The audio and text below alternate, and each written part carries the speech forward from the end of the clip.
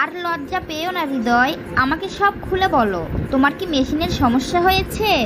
হ্যাঁ ভাবি, তুমি ঠিকই ধরেছ। আমার মেশিনেরই সমস্যা হয়েছে, যেটা আমি কাউকে লজ্জায় বলতে পারছি না, এমনকি জেসমিনকেও ভয়ে বলতে পারিনি। আরে পাগল, এসব বিষয়ে লজ্জা ও ভয়ের কিছু নেই। তোমার মতো হাজারো সমস্যা নিয়ে অনেক রোগী প্রতিদিন আসে, যা আমি ঘরোয়া পদ্ধতিতে চিকিৎসা দিয়ে থাকি। তুমি সত্যি বলছো ভাবি? এ রোগের চিকিৎসা আছে? অবশ্যই আছে।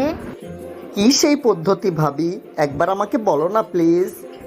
শোনো তাহলে, তোমার কিছু বাজে অভ্যাসের কারণেই তোমার এমন হয়েছে। যেমন হাত মারা, রাত জাগা, অনিয়মিত ঘুমানো, পরিমাণ মতো সুষম খাবার না খাওয়া ইত্যাদি। আর এর কারণেই তোমার মেশিন ছোট হয়ে গেছে, সঠিকভাবে কাজ হয় না। তুমি তো সব ঠিকই বলেছো ভাবি। এই বদ অভ্যাসগুলো আমার আছে, তাহলে আমি এখন এই সমস্যা থেকে বাঁচবো কি উপায়ে ভাবি?